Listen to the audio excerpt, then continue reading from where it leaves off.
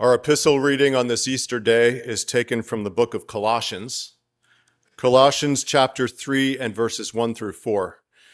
Listen to what the Spirit might whisper into your life in this reading from Colossians. So, if you have been raised with Christ, seek the things that are above, where Christ is, seated at the right hand of God. Set your mind on things that are above, not on things that are on earth. For you have died, and your life is hidden with Christ in God.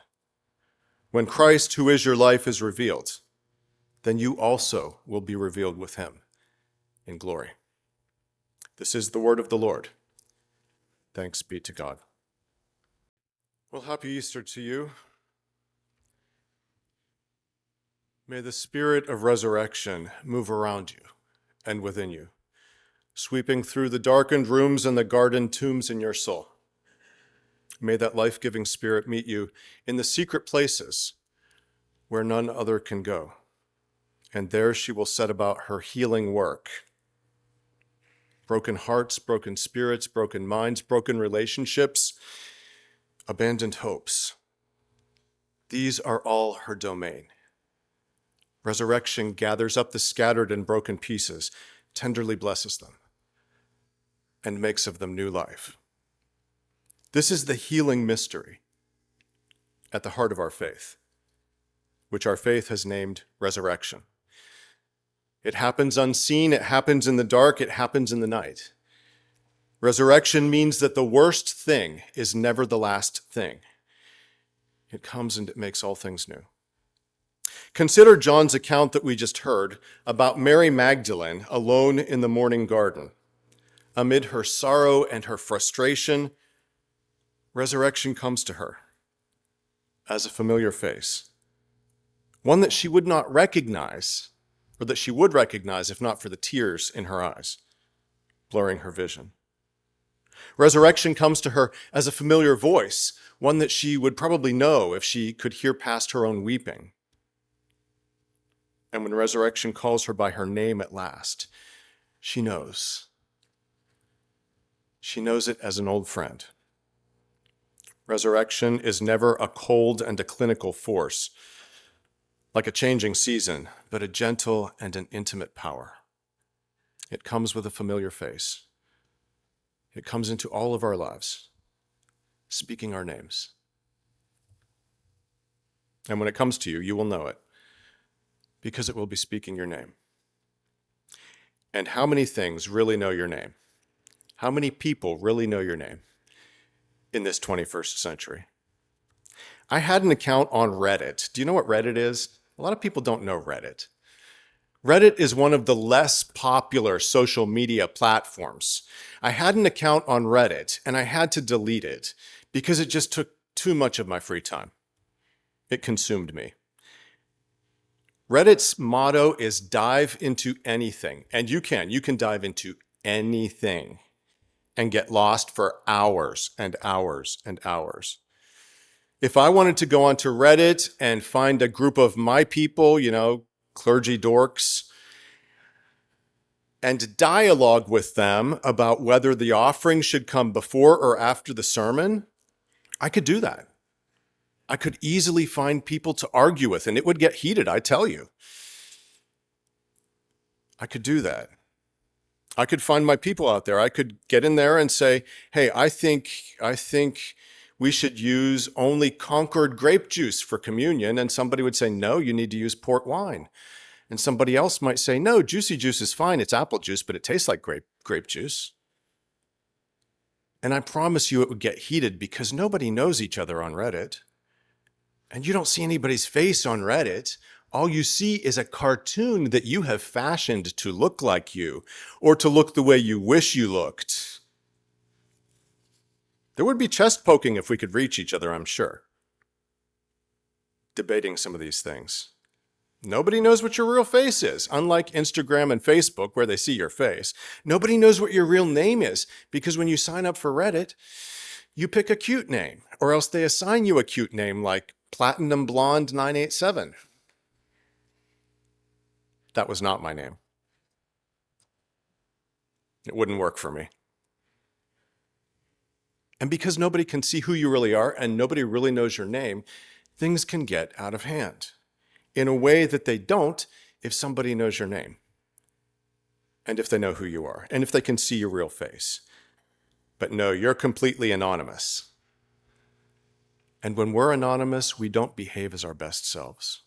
When people don't know our names and perhaps can't see our faces and don't recognize us, it brings out the worst in us.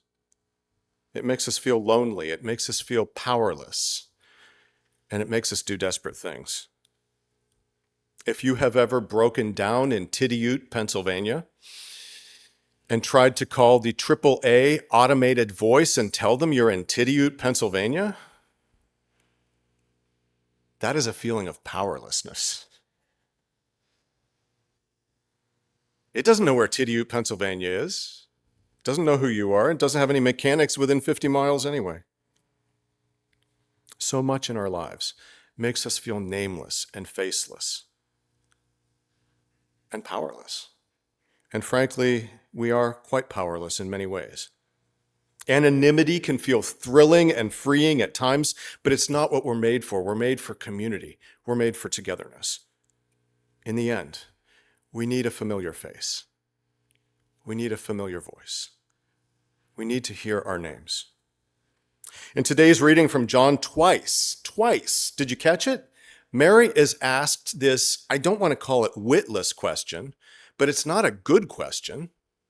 Woman, why are you weeping? Woman, not ma'am, at least. It's asked in such a dehumanizing way. Woman, why are you weeping? As if all they can see when they look at her is woman. Not a person with a story and a name. Besides, everybody knows why Mary is weeping. We all know why Mary is weeping. In the morning garden, Jesus is dead and she's frustrated. She can't find him. She knew right where they put him, and she came to perform one of the last services of love that she could think to perform for him. She came to wash and to anoint his battered and bloodied body. This one person who saw her as a person, she wanted to do what she could. But someone took that body, and now she's frustrated and sad. She's no one, really. She's no one in this world of death and empire. She has no power in a world ruled by men.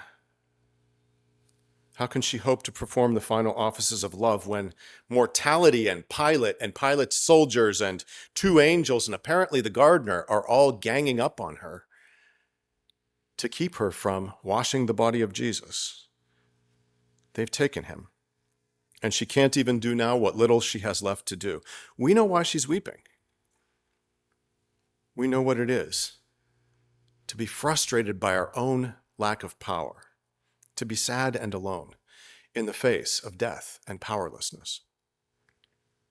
Like Mary, we try in vain to protect the ones we love from pain and from harm and from non-existence, doing what little we can to hold on to them.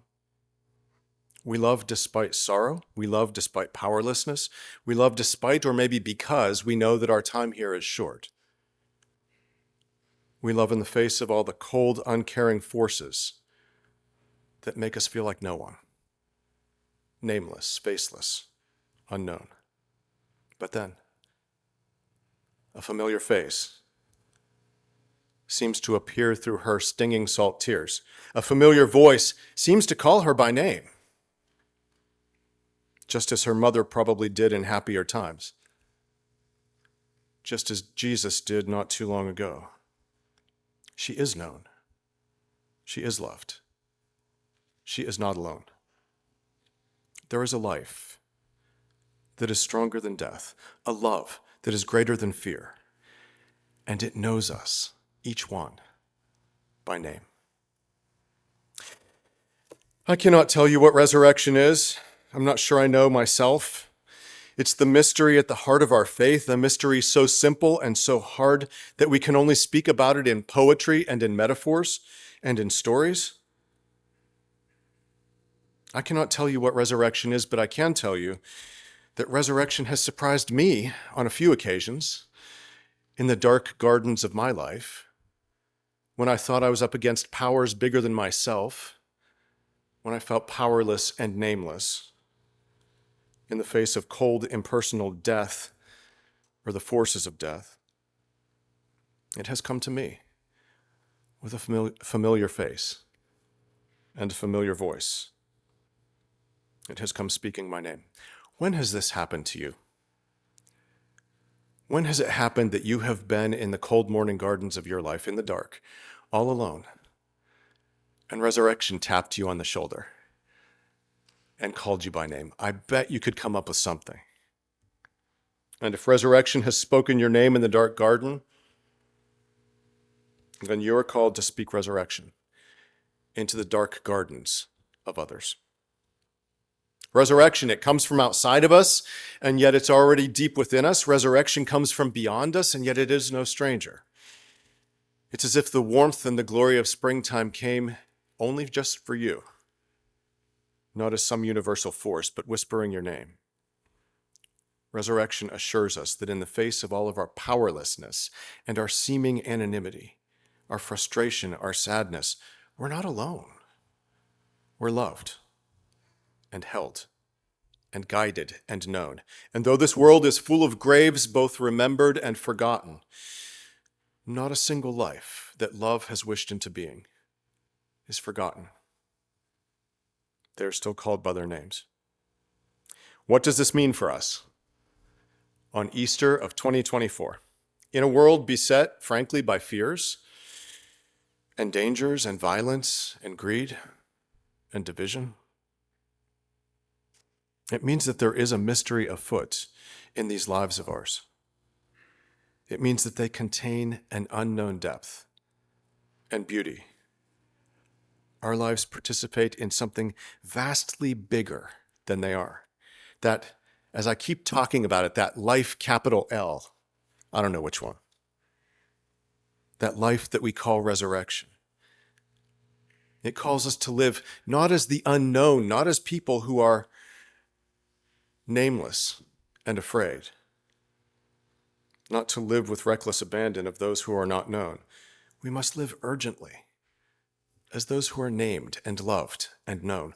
We must live as those whose job it is to love and to know each other and to share the resurrections we have known into their lives.